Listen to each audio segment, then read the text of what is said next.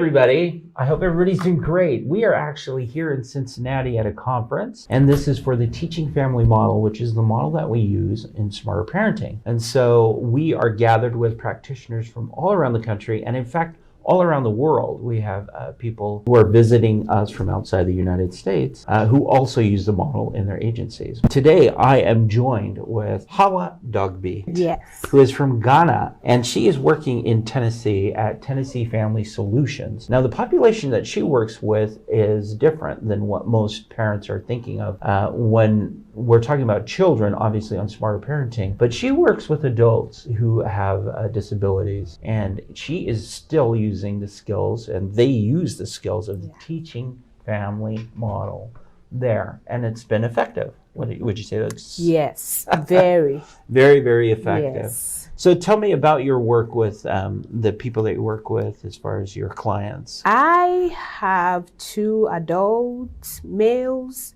Basically, it's 2 males in my home. I'm curious, do you use the Teaching Family Model with people outside of work? Yes, I use it with my kid. Okay, so tell me about that. I use it with my 2-year-old. Recently, I was trying to get him to use the potty. His main motivator was stickers. So I used that to motivate him whenever he will sit, but he wouldn't go. Yeah. So whenever he goes, he gets a sticker. Yeah. So anytime I put him on, he tries to go in order to get his sticker. Wow. So I use that on a day-to-day basis with my kids. That's wonderful. So the Teaching Family Model is something you use in your own family. Yes. Yes. And so that following instructions, you've actually used kind of this reward system with it. So if he follows the instruction, he gets a reward for it.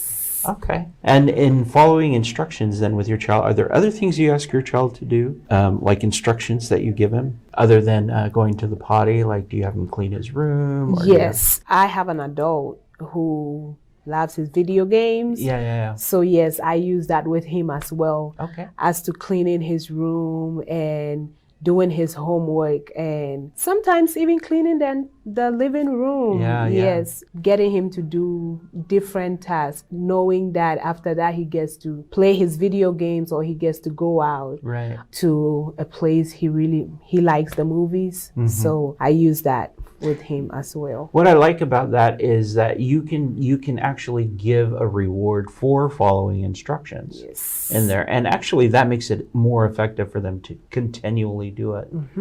But you got to also be sure that you're giving a reward that fit. Right. Because with your younger child, it was with stickers. Yes. And that was motivating. With your older child, it's time playing a video game. Yes, that's what he wants to do. So it always has to be what the individual wants to do. And sometimes with that, if they have a couple of activities or some rewards, you can ask them to pick what they would want at the end of that activity, and that makes them do it rather than you just choosing for them. Oh, I'll take you to the movie. Maybe that day he just wants to play his video game. So you give them the opportunity to pick what reward they want for that particular activity, and that helps too. You know what I think is fantastic about that is that you're allowing a child to participate in following instructions and then in their reward. Yes. And the other part is it's so motivating for children, and this is something I really hope parents pay attention to,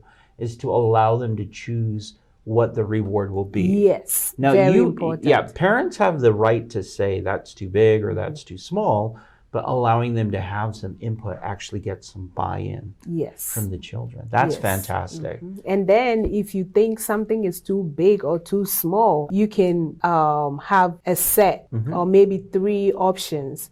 Where they can choose from, which is something they know they want, and it's not too big for you because you have to be able to follow through with it. So if you have a set of 3 rewards that they can choose from, that really helps. 4, 5, that is within your means. You don't have to stretch to do it. That helps too. So they don't pick something I hope you parents, cannot afford. I hope parents realize, So this is a key element in choosing a reward for following instructions. Yes. And that is, you do want your child to make a choice, but sometimes you can guide that choice by creating the choices. Right. Right? So parents know what funds they have. They know how much money they have. They know what resources are available. And so sometimes you can actually write down 3 choices and then present it to your child. But parents need to be sure that they can follow through. Yes. Right? Yes. You have to. That's such a powerful way to like increase children's ability to follow the instructions, right? Yes. You have to be able to follow through because they look forward to it. Yeah.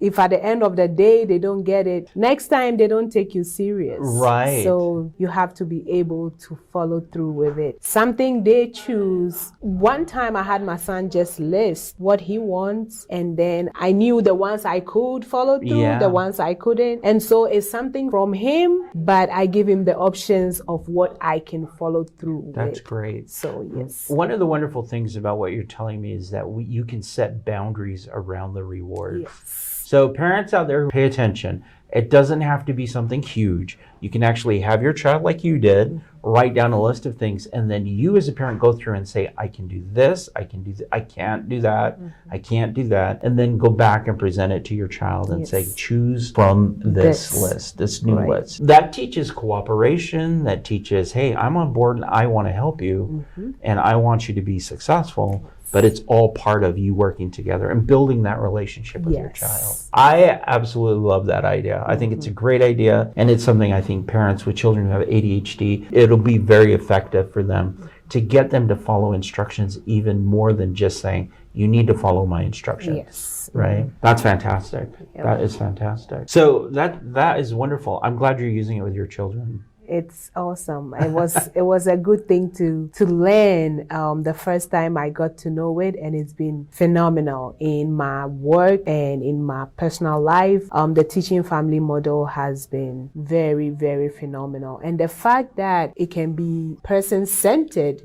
People have different interests, and so you can tailor it to a person in particular, and then help the person achieve the goals they want to achieve in life is one great thing. And it's helping in every area of my life. That is wonderful. You know what? Thank you, Hawa, for being here. I super, super appreciate you. She, again, works in Tennessee with a population that is different, but I just want parents to understand how powerful the teaching family model is and what it can do for your family. And she's given great tips on how she's used it with her own children in getting them to follow instructions by coupling it with reward. So great suggestions on how to do that. Now, of course, that's it for me for now. Be sure to leave us a 5-star rating and share this podcast with friends and people you think it would be helpful with. You can find the skill of following instructions on the Smarter Parenting website. There is a video there. It has explanations on how to do it with the steps, and you can see examples of how a parent does it with a young child and how a parent does it with an older child. So jump over there. You can find all the resources that you need to teach this skill to your family. And again, thanks, Hawa, for being here. Yes, all the way from Ghana. Thank you for having me. Yeah. How do you say hello in Ghana? Etise. How do you say goodbye? I guess it's the same. Oh, is it? Bye. It's kind of like Hawaiian, where it's aloha. It's like aloha. So I'll say aloha and you say bye-bye.